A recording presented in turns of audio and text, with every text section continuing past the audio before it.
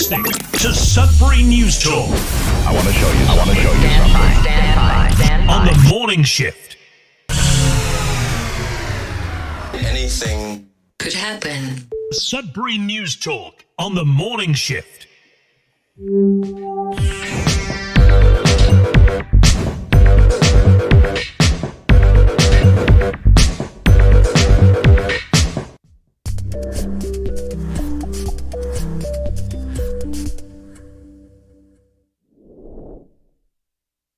All right, good morning, everyone. Welcome to Sudbury News Talk on the morning shift. I'm AJ Walsh. I'm glad to be here with you. Glad that you're here with us. We're live on CKLU 96.7 FM. Also streaming at cklu.ca. You can catch us by listening to the radio or streaming us online. You just click on the Radio Player Canada app at cklu.ca, or you can download that same Radio Player Canada app. Take us with you. Listen to us anywhere, anytime on your favorite device. You can also watch us live streaming at facebook.com/Sudbury News, youtube.com/Sudbury News. And make sure to like, share, subscribe, follow all of our social medias. Get the word out there as much as possible, because this is your conversation on your station. We're just mainly facilitating that for you. All of the news headlines from local and abroad, things that you are interested in talking about and sharing your views on the news. And that's what we do here, Sudbury News and Views. So again, glad to be here with you. I think we do have Billy with us, as far as I know. I want to see if the mic and everything is working. Good morning, Billy. How's it going, my friend? Hello. Good. Is it working? The mic, Hello. Yeah, it's coming through the computer or something. It's just not coming through your mic, the sound. Same problem as last time. So it's coming through some device. Let's try joining again. Yeah, some device other than the mic, which is still fine. It's like you're joining me on the laptop kind of thing as a guest. Not that. Yeah, I'll be right okay. back. Well, I'll do the sports and the weather and all that stuff, and then give you time to kind of come back. Perfect. All right, Billy. We'll see you in a bit. Thank you. Okay, yeah, we're going to come back with Billy and all your comments and everything. We're going to dive right in to make sure to comment on the show. By the way, always a shout out for that, because again, this is your show. We're just facilitating the conversation. Let's get in. There's a lot of weather to talk about, a lot of sports. Then we'll be back with Billy, headlines, your comments, and much, much more right after this.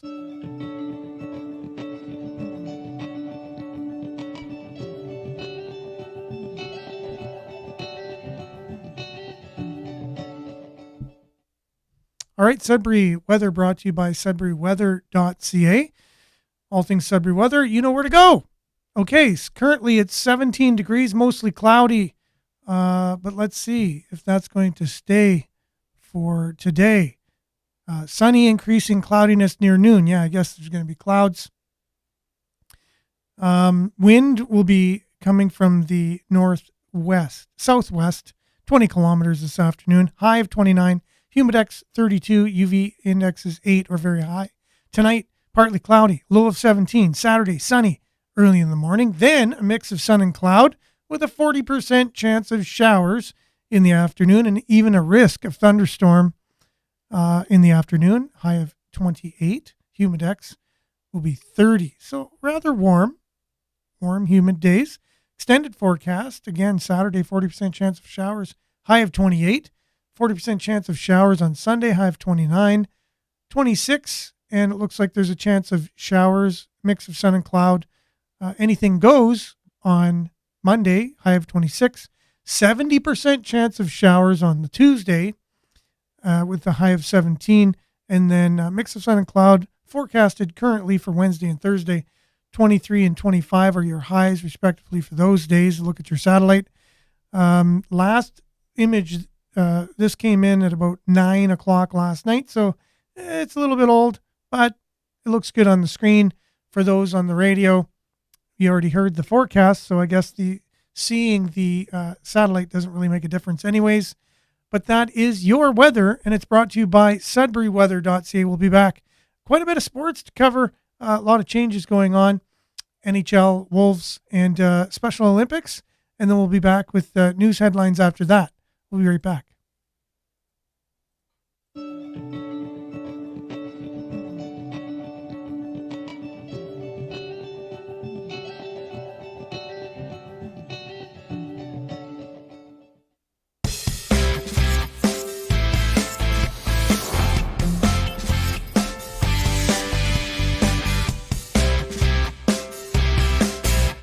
All right, Greater Sudbury personality born here in Greater City of Sudbury. Andrew Burnett was original inductee into the Valley East Sports Hall of Fame. Was just hired as the new head coach of the Nashville Predators. And a lot of great things. The general manager, Barry Trotz, had a lot of great things to say about Andrew. And I didn't know how much of a successful career he's had as a player, as a coach, as an interim coach of the Florida Panthers, helped them to the President's Trophy. Not this year that just passed. They went to the Stanley Cup Finals, probably partly due to his coaching the year before. They were first overall in the regular season the year before and got them their first playoff win since 1996. That's Andrew Burnett. He'll be a great addition to the Nashville Predators, and also along with that, he's getting for his assistant Derek McKenzie, who was last year's head coach for the Sudbury Wolves. So Derek McKenzie named the Predators assistant coach. So Nashville Predators will have coach and assistant coach with Sudbury, with two leaders right here from Sudbury. Derek McKenzie basically saying, as a player, he always tried to compete his hardest and leave his jersey in a better way than he found it. And he wishes the Sudbury Wolves nothing but success. He'll be keeping an eye on the Sudbury Wolves as he's now moving on to the NHL. Congratulations, by the way, to both Andrew and Derek.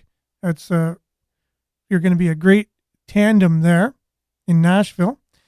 And then also, Sudbury female powerlifter dominates Special Olympics in the World Games. Sudbury.com reporting on this. Jose Seguin has more gold than she knows what to do with. The powerlifter from Valparaiso won 4 gold medals in powerlifting at the Special Olympics World Summer Games in Berlin a couple days ago, June the 21st. Powerlifting involves 3 competitions: squat, deadlift, and bench press, plus a combined score of 4 possible medals. For 4 possible medals, Seguin won them all. Her squat, 253 pounds, was 50 pounds more than the next closest competitor. A lifter from China, Seguin's 305-pound deadlift was well ahead of her Chinese competitor as well at 228 pounds. She pressed 138 pounds to steal the gold away from Pakistan lifter, who managed to bench press about half of that. Her 3 gold medals also earned Seguin the gold for combined points as well, for a total of 4 golds. Seguin, 27, has been a Special Olympics athlete for 10 years, competing in powerlifting, swimming, and soccer. She lives with cerebral palsy, vision impairment, and epilepsy. So congratulations. That is a wonderful achievement. And we're just grateful that you're able to represent Sudbury in such a great way. She's also a member of the Valley East Sports Hall of Fame. So that's an interesting tidbit. That's your Sudbury Sports, brought to you by SudburySports.com. We'll be back with news headlines and much, much more, including Billy with a brand new sounding mic, hopefully, when we come back right after this.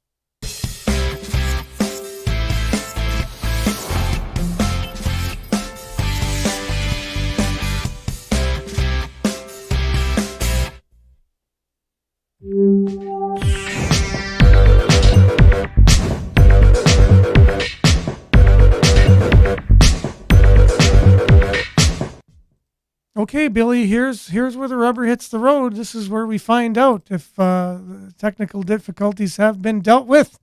Come on, Mr. Microphone. Man, you smooth as silk. All right. Man, you sound good. It's been so long, I forgot how to hook everything back up. It's pretty sad. You should, you know, that's what I like about you, Billy. You're very honest. You could have said, I just had to reboot and everything worked. It wasn't my fault at all. But you didn't. That's what I like about you. Yeah. Maybe I'm just not smart enough to think of that in time. You know, it's like what they say: if you don't lie, you don't have to have a good memory. So I don't have a good memory. So There you go. Yeah. Well, I think that'll serve you better no matter what in your entire life for sure. So also joining us today online is Monique. Good morning, everyone. Thanks for being here, Monique. Hope you're having a great Friday. It's Friday, everyone. Good morning. Stay safe. David, his usual slogan there. Good morning, David. And good morning, Judy. Hope you're having a great Friday. Belinda, here it comes. Good morning. You will never see the good things ahead if you keep looking at the bad things behind. Pretty cool, eh? that's awesome. You'll never see the good things ahead of you if you keep looking at the bad things behind you. Yeah. Thanks, Belinda, for Every that. day, those ones are gold. Like it. Yeah. Day after day, really solid Yes, stuff to think about throughout the day. definitely. And very positive, too. And we need as much positive as we can, especially in our world today. Mona, good morning, everyone. Thanks for joining us. Hope you're having a great morning as well. As Danica, good morning. Happy Friday for sure. Hopefully it will be a happy Friday. Denise, good morning, everyone. Good morning, Denise. Hope you're having a great Friday as well. Bon matin, AJ and Billy from Diane. Thanks for joining us all, you guys. And it's going to be a great conversation today. We've got lots to talk about. There's never a shortage of news topics, and today's no exception. This is one we talked about yesterday. So, Pauline, good morning. This is French. I don't know, Billy, how's your French doing today? Vendredi, oui? Well, I don't know. Is that my best guess would be something to do with selling? Is vendors sold? Yes. Sell. Vendor. Well, okay, we'll see, Pauline, if you can give us the translation there. I'll give Billy morning, Vin. Thanks for joining us, my friend. Vendre, oui. So I'm thinking something to do with Friday, but I'm Vendredi. again, right? Is that Friday? Because vendredi is Friday. So I don't know. We look, and vendor is like a vendor, you know what I mean? So let's see. I had it. Good stuff. Do I get a thing here? All right. Good stuff. I don't usually give me that.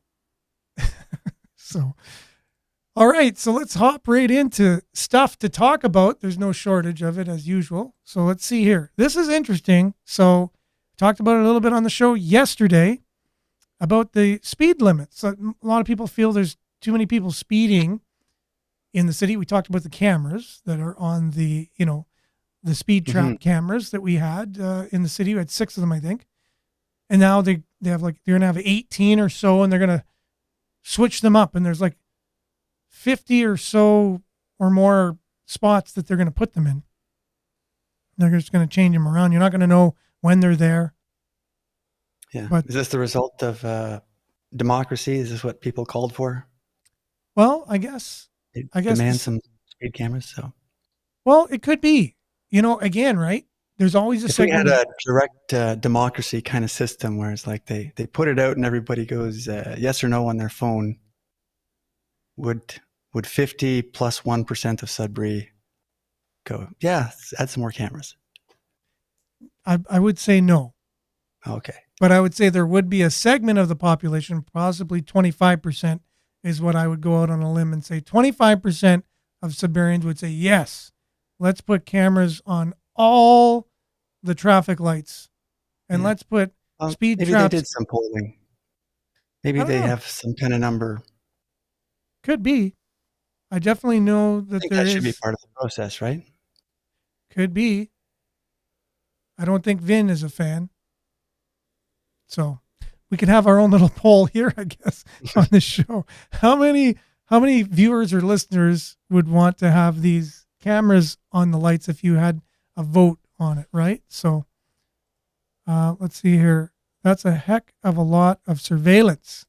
So that's Belinda, right? So yeah, there's already cameras. You see them, the little black cameras. You notice them on the lights? So they already have cameras. They're just not set up to send you a ticket within 2 business days by snail mail and have all that automated. Like you need a whole spending, I think, hundreds of thousands of dollars on these cameras in order to do that. Anyways, so Gateway, let's see here. Speed limits dropping to 40 kilometers in a dozen neighborhoods. Gateway speed limit areas are taking effect in each of the city's 12 wards by July, in which the general speed limits will be 40 kilometers. And you know where it's usually 50, right? Like we're used to the 50 unless otherwise posted in the city. Well, now it's going to be 40 in designated areas. And the school zone limits are going to be brought down to 30, where they used to be 40. So starting July, which is not too far away. Perception isn't always what it seems on camera. Yeah, I could agree with that one. Monique says just more control, which is true. I know the proponents of it. I know Miles came on the show saying that when he was in Calgary, they had that, and he appreciates the fact that it's hard to find speeders and erratic driving there. But yeah, so no, I don't know if it was totally done in a democratic way. I guess that's why we elect people, and then they govern us. Yeah, make decisions for us, right? So, and I guess the reality is, usually it's the way the changes happen. It's a vocal minority that does it. So if there's a group of people that get together and they are super passionate about a change to that, that's squeaky wheels get the grease. The louder, prouder you are, even if you're the minority, if you're louder and prouder, you can get your way for sure. There's no doubt about it. And so that's not democracy. It's kind of bullying in some ways, right? And you say passionate, and some people could say, you bully others who aren't as assertive with their opinions or whatever, and then you can get your way. That's what happens a lot in our society. Yeah. And those are just, the different perspectives, much like, what's that other phrase, in countries like someone who's a terrorist is another person's freedom fighter. So it's like all depend how you look at the different end of the spectrum and for sure what perspective you land on. I don't think Danica's a fan as well of so far we're batting 100% not in favor of the lights, but there's only had about 4 or 5 people chiming in on that. Belinda says, when does Joe Public ever get a vote on this stuff? Does council just pass it through? Yeah, exactly right. We elect them and then they make the decisions and we live with it. We talked about the new adoption of the new climate change action thingamajiggy yesterday. Did you hear about that on the show at all? No, I don't think so. It's the CCC. You did? Right, yeah, go on. So it does come down from the top kind of thing. And yeah, like we don't get votes on this thing, but I like your idea of, a question comes out to the community and everyone just votes yes or no. And then that gets brought up in council as part of their decision making.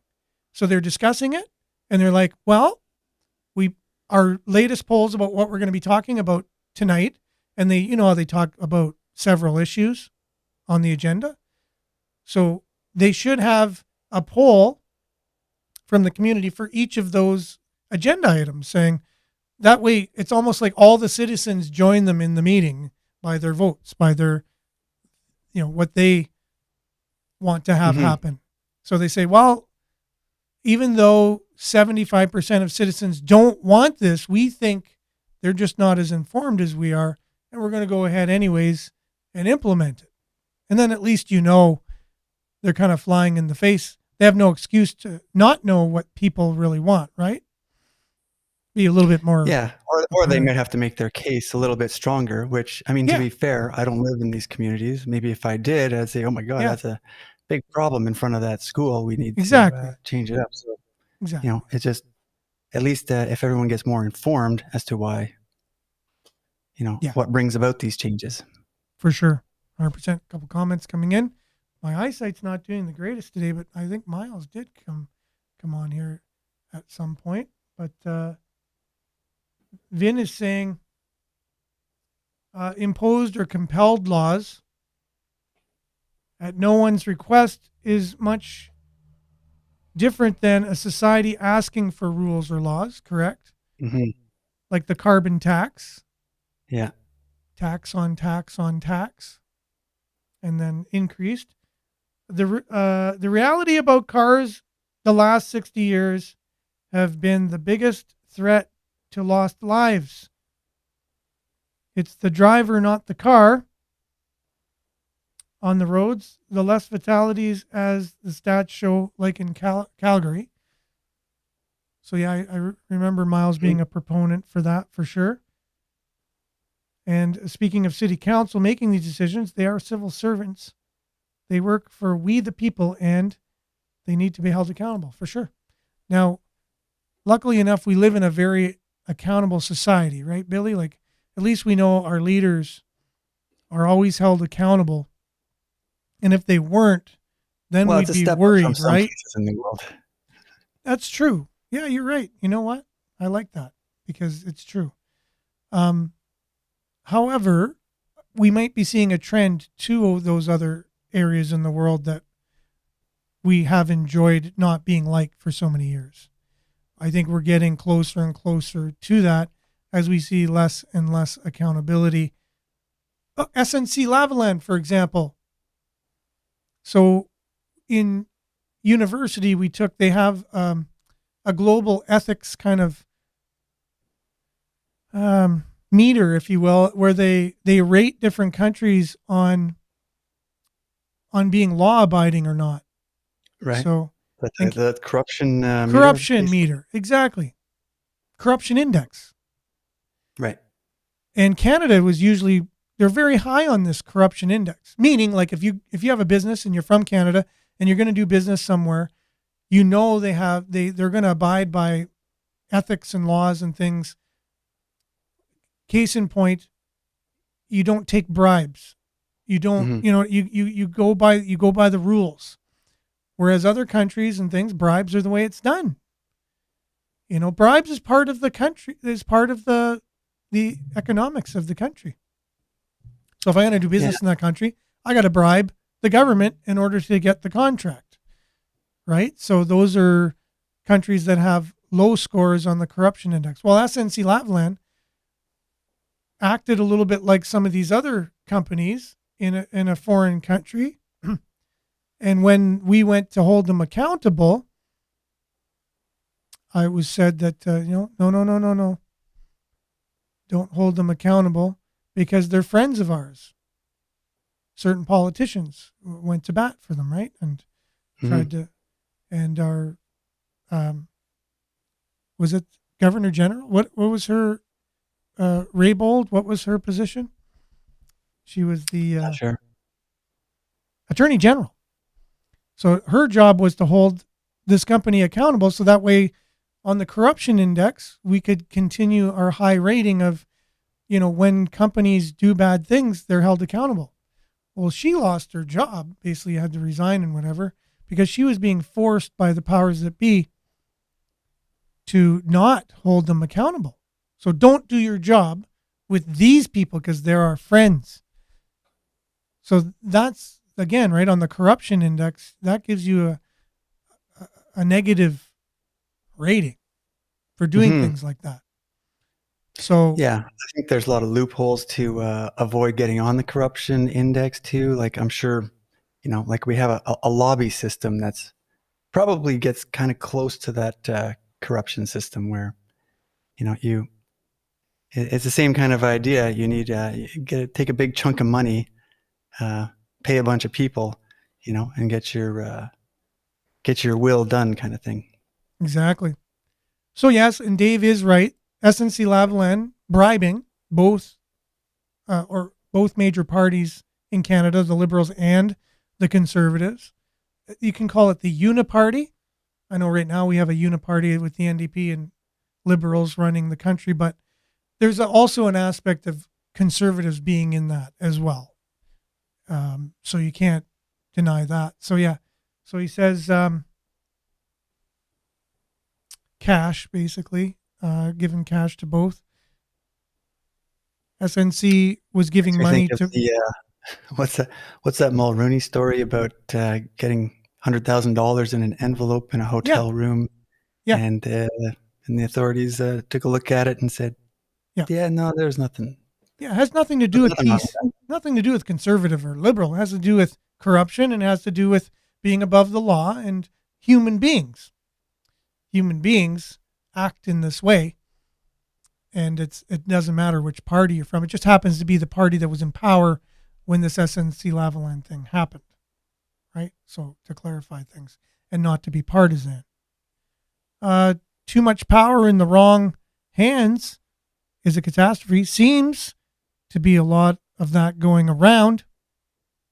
Exactly. What is it? Absolute power corrupts absolutely.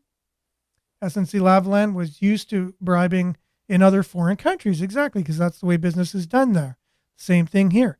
At least the RCMP is staying on it. Sorry for laughing. It's just, that's been... Well, I think it's true. Like and that's one of the differences between a lot of those countries in here is we're out here talking about it and we don't have, people in dark suits showing up at our door yet. So yet. They just passed Bill C-18 last night. It needs royal assent now, so it won't be long. So, but we can talk about it for now, right? So it's good. Like you said, we are in the now, so we are talking about it now, but we won't be able to in a short period of time. So let's see here. Laurentian University seeks a new visionary leader as new president. And we'll get to that SNC-Lavalin thing if we have time, a bit of a deep dive later. Laurentian seeks a new visionary leader as new president. Description of top job at local university places emphasis on Laurentian's transformation following CCAA. Are you going to be applying for that job at all, Billy? I don't have that kind of vision at the moment. No? Okay. No. What would Elon Musk do if he had that job? I don't know. He would be part of a transforming, kind of visionary process with it, I'm sure. But anyways, I guess we're going to need someone that has vision for the university. I just think it's going to be a lot of the same old myself. I don't think there's going to be much. Can you transform a university, really? Like a Sudbury University? Can it be transformed? I think it's great that they're starting off with that, that idea, because if you do at least have that intention to get something visionary and sort of move in that direction, that's where it all starts. I have a little bit more pessimistic view of things like that. And so and you're very optimistic. So the two go together, I think, very well. So I think they're going to take a step backwards. They're going to try to be very visionary, and they're going to transform things to a detriment rather than a positive. I just see that. They're going to go, we need to, and then all those small voices, the small group of people with the louder voices will pipe up and go, like we've been telling you all this time to change. And then that's the way they're going to transform. That's what I think. Yeah. Yeah. Well, I'm not going to bet any money on my position, so. Okay, so police released names of victims in Manitoulin shooting. We talked about the chief. Manitowoc the other day telling the media to stay out of their business because they were sensationalizing and possibly spreading misinformation, and they can handle things without the media meddling in their business. Police said 2 men, aged 39 and 44, were shot to death in the incident Sunday night. Our condolences do go out to the families and friends of the victims there. And as more information comes available, maybe we'll talk about that. But for now, maybe we'll respect the wishes of the chief a little bit more and talk less about it out of respect for the families. And hello, Lynn. Thanks for joining us from McCarrow. You know where that is, Billy. Passed it every day in my youth. Yes, you did. On my way to high school. That's right. So this is what we're talking about with Bill C-18. Meta says it's blocking news on Facebook, Instagram, after government passes online news bill. This is Sudbury Star reporting this. It's pretty fresh news. With the passing of Bill C-18, on the verge of becoming law, Canadians could soon see news removed from their Facebook pages and Google searches. Now that's refreshing. There's too much news, I think. That's hard to imagine, that kind of world. Mm-hmm. I would think that the news would sort of, conglomerate and make their own kind of social media where they don't, have to do this. If they had their own personal, wouldn't that be great? Their own collective one, then you can just go on that. And that might be the end of Facebook. And I think so. They should come together and make their own news social media platform where all news out. This is the problem, though, I think that would be with that. Certain ones would want control, just like Facebook has control. Certain news organizations wouldn't really want a total open platform where any, like ourselves or anybody, could be on there. They would do the same eventually because they're human beings, and human beings eventually end up doing the same thing. It's like an experiment. What I'd recommend is all the ones that aren't in power in that situation, they should get together and form their own social media news platform. Secondary to that. And then they can welcome the other ones who, if they were to make it. That's right. Yeah. They can say, you know what, the big guns in the world, you're welcome. That's kind of how the world, on our platform. That sort of free system kind of progresses, right? That's the idea. For sure. Here's Noel. You know Noel. Hey, Noel. Chiming in from YouTube. Laws and rules and further legislative actions in our country are simply the tools the government has to make the population out to be public enemy number one. Are simply the tools the government has to make the population out to be public enemy number one. Yeah, that reminds me of another quote about, something, I'm going to paraphrase it terribly, but the more laws a nation has, the more corrupt it'll become. It's counterproductive. Something to that effect. Very counterproductive, yeah. It's like forcing anyone to do anything. Laws are like that in some ways. Now, laws are needed. You need a law-abiding country, right? But again, you can get too many laws, too, at the same time. That's right. And then you get selective enforcement and for sure. tiered systems. And not everyone's accountable in the same way to the same laws, which we see. That's not a, something that's earth-shattering to say because we all know it. Not reporting news, but blocking truths. That's what Belinda's saying. David's got a large comment here, sharing a story as well. Found an interesting article about yesterday's online crime story. The article claimed crime in Sudbury was up 5% months ago. Same paper, same author. Crime was down 11%. Far-right news isn't known for accuracy. I would have to say possibly the far-left news isn't known for accuracy either. Anything far means far, and it's not. Yeah, well, anything made up of people. Exactly. With agendas, any Like find a Well, not even conservative. agenda. Yeah. Well, find I a think because- conservative in the CBC. So that makes, Right. what does that make then? All your news, even if you tried to be partisan, if you can't find a conservative in the CBC, then it's far left. It just is because you can't help it. Seems pretty logical. That's all. And there are no conservatives. I think, what's his nose could have been the last one there from Newfoundland. Rex Murphy. Oh, okay, yeah. He was probably the last conservative to ever work at the CBC. But we can still watch the honest goodness CBC news for sure, Miles says.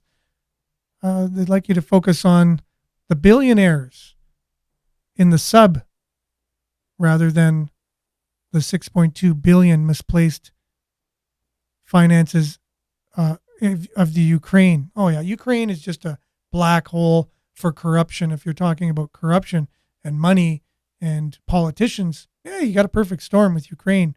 There's no doubt about it. Belinda, the tool of the government is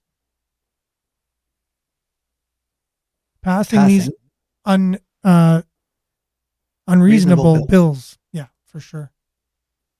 And Lynn from McCarrow, numbers and stats can be cherry-picked to support whatever narrative you are pushing, and that is exactly right. And we see that on both sides. One of my favorite quotes is, there's lies, there's dirty, filthy lies, and then there's statistics. Exactly. How many CBC reporters were elected to the Conservative Party? Mike Duff comes to mind. When back in 1895, I'm talking recent. That's a long time ago. He must be retired by now. If it's the same person I'm thinking of. Mike Duffy?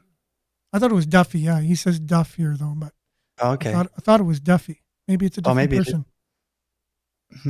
But yeah, no, there's no conservatives left at the CBC. Find one for me, prove me wrong, and you can get this.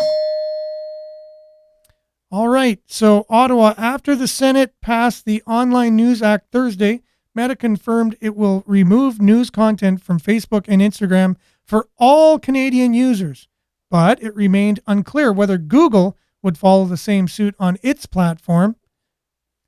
The act, which was known as Bill C-18, designed to force Google and Facebook to share revenues with publishers for news stories that appear on their platforms.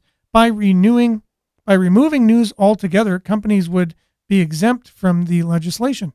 Today, we are confirming that news availability will be ended on Facebook and Instagram for all users in Canada prior to the Online News Act taking effect.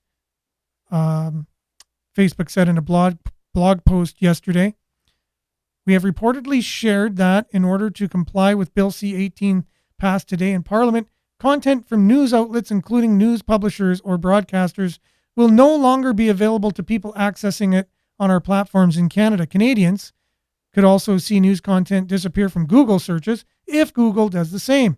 Heritage Minister Pablo Rodriguez, that's an interesting cat, is holding last-minute talks with Google Thursday afternoon. Oh my goodness, he's going to save the day. The minister's office and a Google source confirmed. Closed-door meeting? Maybe. In an emailed statement, Rodriguez says Facebook knows very well that they have no obligations under the act right now. He probably said it with that tone of voice. That's why I said it like that. Following royal assent, Bill C-18, the government will engage in a regulatory and implementation process. If the government can't stand up for Canadians against tech giants, who will? Rodriguez, former Prime Minister. Sorry about the former. Rodriguez and Prime Minister Justin Trudeau, that was an interesting slip, have both previously said Google and Facebook's statements that they will pull news from the platform if the bill becomes law are threats that won't work. Okay, we'll see that. We'll see if Rodriguez and Trudeau are right that these are threats that won't work. We'll see their leadership in action and see if what they said will be true. Bill C-18 doesn't specifically name Google and Meta, but it does apply to companies that, quote unquote, make news content available and have a quote unquote significant bargaining power imbalance with news businesses. If Google and Meta stop making news content available, the bill would no longer apply to them, meaning they would be under no obligation to share revenues. Yeah, because they're not sharing it. Quite the showdown. Yeah, you know what? I think it's all theater, though. I think it's all a spectacle. I really do feel both these people know exactly what they're doing, and I think it could be for nefarious purposes, for more control over information, period, over what people see and hear. I really do. And they're both players. A possibility. Yeah, I think it's just played out like theater, like wrestling. You know, look, you're going to say this. We're going to do that. A temporary window to get to see what that kind of looks like, though. When they do that, we might see like a different, Facebook for a week or two. For sure. Yeah, you see a lot of these media people becoming MPs and getting places in high cabinet positions, and then in the Senate as well. And that kind of tells you their news was kind of partisan all along, that they weren't kind of in the middle. We'll share an example of that. Not necessarily, but there's definitely a possibility of that. That's why I like you, Billy. You catch me every time when I say everyone is like this. You go, well, I don't know if everyone's like that. I make a blanket, statement, which you shouldn't do. I'm, I guess, lazy with my words sometimes, and I appreciate you for being there with me. Thanks. Honestly, truly do, because I know Dave is sitting there going, "Why does he say that?" Right? And it's true, and I shouldn't be, and Stephen as well. I'm sure they are. It's sometimes hard to watch. I have a hard time watching me too when I go back and watch sometimes. Why did I say that like that? I don't know. Facebook should be paying. You do a show. So I was just going to add to that, because I appreciate that you got to keep talking to keep the show going. So you just got to keep output, and I can't fathom that, because I've got so many. Should I? I'll say it, and then I'm like 2 conversations behind by that point. I know. I know the feeling as well. But yeah, you got to keep the show going. So Steven says Facebook should be paying for the content they share. They have bottomed out the news gathering market and destroyed subscriptions as revenue stream to pay the journalists. Yeah, I don't know, though. So that means people like us will no longer be able to have news. So it doesn't solve anything. It's almost like saying the cassette tape, the CD destroyed cassette tapes. You know what I mean? Things move on. You got to find, markets change. You got to find new revenue streams. And then the big government steps in and saves the CBC and saves CTV. Well, they're just big, huge multinational corporations that the government now is saving their skin. Actually, social media was great for independent media, but now look, now it's not. So who wins? The big media outlets will win again and get rid of a lot of the independents. So all of the changes and things that were reforming our society, I would have to say in a good way, are taking 20 steps backwards with this kind of thinking. So no, news does not win. The consumer does not win. They get less choice, and then you get just the CBC. That's what you're going to end up getting, because that's where all this is leading to. You'll just get the CBC. And that's what the idea is. Because you find, like you said, Billy, we're happy to live in a country, and there's other countries that don't have to, they have less freedoms and things that we do. I know you didn't say the word freedom or anything like that, but we do enjoy certain things in this country that other countries don't, but we're heading there. We're heading there quite fast, where you will see just the government's narrative as news, because nothing else is authorized, and it's called misinformation, and it's very dangerous to have any other information out there other than what the government wants you to hear. That's what you're going to start hearing. You already have started hearing that. Only the government can tell you what's right or wrong. And when you start getting that, you know what kind of country you're living in. And don't be surprised when it happens, because it's happening here at a record pace. Is that right or wrong, Billy? Am I on the right track here or not? I would agree. I think the signs are everywhere that is the direction. And I think, and I know when we talk about, we probably more debate the speed at which it's happening, where I think, and what always comes up in this debate is the boiling the frog argument. And I say the one thing we have on our side from stopping that happening is that it becoming so fast and furiously apparent that, a lot of people are getting their eyes popped open and getting very nervous about it and getting kind of activated to kind of step in and, do what they can and change the course of action that the government's moving with this. Yeah. Because again, they seem to have a very centralized sort of power sort of structure that these things are kind of like machines that just kind of keep going forward unto themselves until people kind of get in the way. And history does, unfortunately, have a habit of repeating itself. It does. I don't think it always has to, but those who don't learn from history, regrettably, will have to go through the same things again to learn the same lessons if they don't learn from the past. I'm paraphrasing a quote, but that's the gist of it. Okay, so speaking of things that are kind of changing these days, the COVID testing center, they're switching their focus. As memories of COVID-19 pandemic fade, staff at the testing center, their focus has changed away from testing. So for more on that, that's from Northern Ontario CTV. Hot in place paving pilot project drives forward in Sudbury, mixing old with new. Crews from Greater Sudbury are repairing the city's roads using a process called hot in place paving. Are you familiar with that at all, Billy? Hot in place paving? I do. I know you looked into some of the paving techniques, and was that story from North Bay, the one mayor who noticed there's quite a different process between successful asphalt and unsuccessful asphalt. Does that ring a bell? I wonder if that's... There are better asphalts than others, for sure. The process of this requires old pavement first to be softened with heat. It's scraped from the roadway, then milled and mixed with a rejuvenator using equipment on site.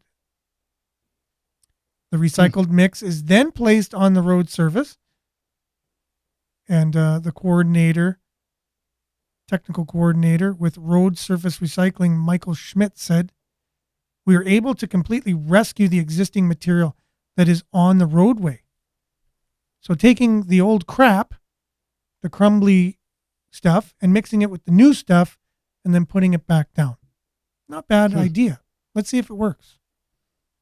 I don't know. I'm always skeptical of everything, so, because I'm sure there's really great stuff out there that could work really well. And I remember going on trips through Michigan as a child, and although it was noisy driving on the concrete segments, right? It was all concrete. Like, all their highways were concrete, and they lasted forever. They lasted. No potholes, no patching.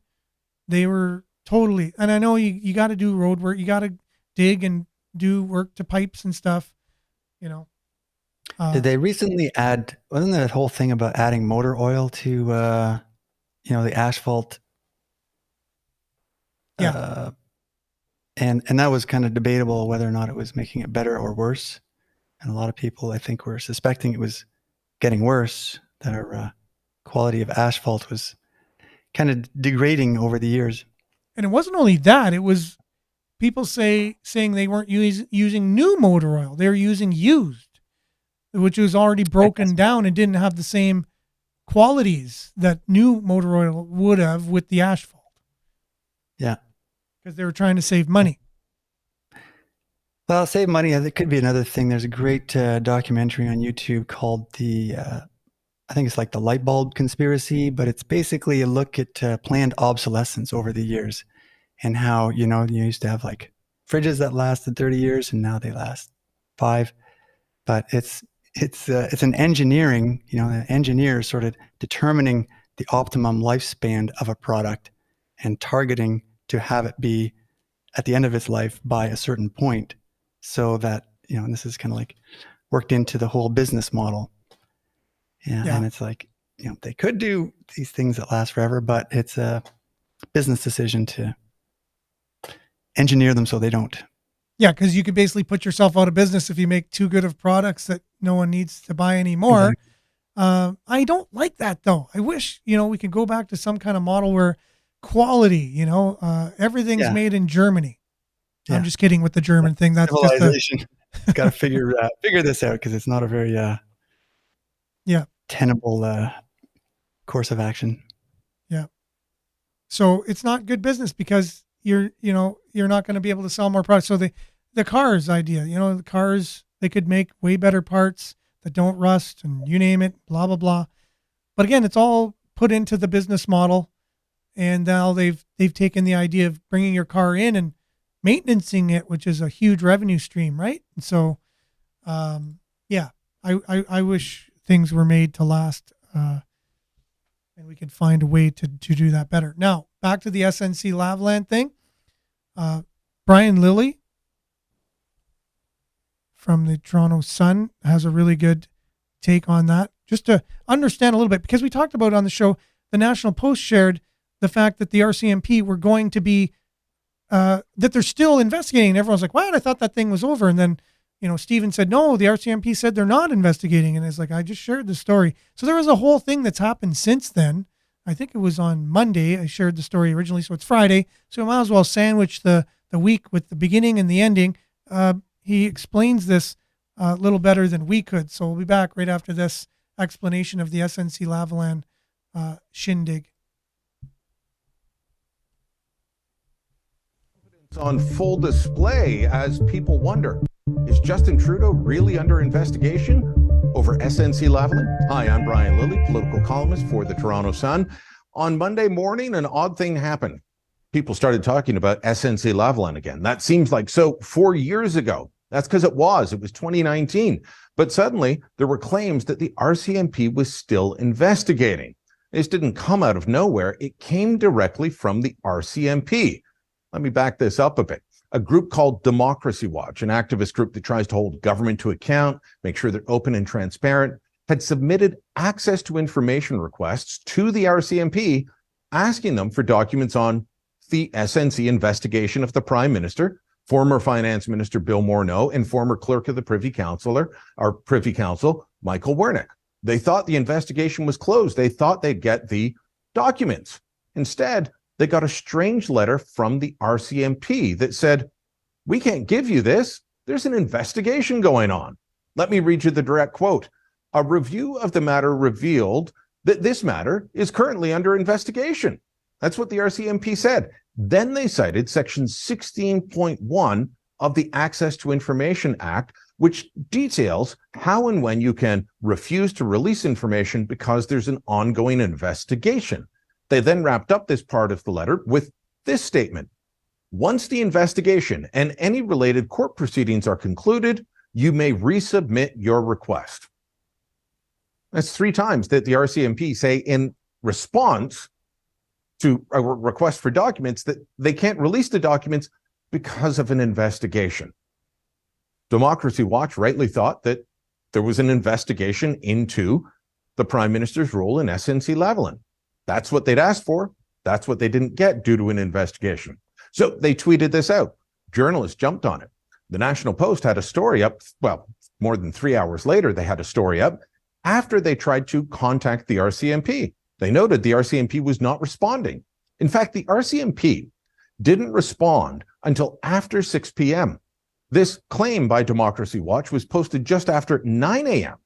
And the RCMP did not publicly respond to it until after 6 p.m. Now, I'm no fan of the current Prime Minister, but is it really fair to the Prime Minister, whoever it is, to leave an allegation that they are under criminal investigation hanging out there in the wind for 9 hours without responding. That should be a very easy thing for you to confirm or deny.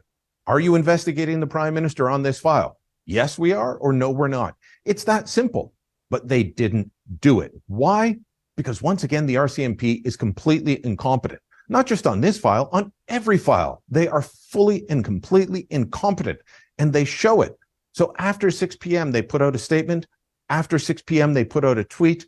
And by that point, people are already arguing. And then they're trying to say, was this letter even real? Yes, it was real. It's just that the RCMP said in one instance, there was an investigation, and another, there isn't an investigation. I think they still owe the public more information on this, but what they also really owe the public is a better job. They owe it to the public to do a better job, or maybe this is something that many people aren't ready for, but it's something I'm ready for. Disband the RCMP. There you go. Disband the RCMP, Billy. Quite a heavy call. Quite the call, right? And Dave, again, yes, this is coming from the right because he's able to sum it up like no one else could. If I could find someone on the left who just sum up what just happened, it would easily explain that too. That's all I was trying to do is get somebody to sum it up. And yes, I look at next week, I'm going to do a deep dive into the New Brunswick premier who basically put some legislation ahead in their province that gives parents the right to know if their 8-year-old wants to change their gender. Justin Trudeau doesn't want the parents to know and wants to keep it a secret between the teachers and the 8-year-old if they want to change their gender to whatever. And the premier said, no, that's not cool until they're 16 or something. Then they can keep it to themselves. And so Justin Trudeau had a hissy fit over that. He's calling him racist and all these things, and so I'm going to have a right side talking about it, and we'll have the CBC host interviewing the New Brunswick premier, and we'll look at the difference between how the left looks at things and how the right looks at things, just for David, because I know he'll appreciate that. And I appreciate you, Billy, for being on today. Well, thank you. Likewise. I hope everyone enjoyed the discussion today. At least I know I did. And thanks for all your comments. I wasn't able to read them all, but I got all of them up on the screen at least. And the videos will live on Facebook and YouTube, hopefully. And you can check out the show and rewind afterwards. Thanks for being with us, everyone. And hope everyone has a wonderful weekend this weekend. Stay safe, as Dave would say, the other Dave. And stay tuned now for Earshot Daily on CKLU 96.7 FM. Have a great weekend, Billy. You too. Okay. See you, everyone. Ciao, everyone.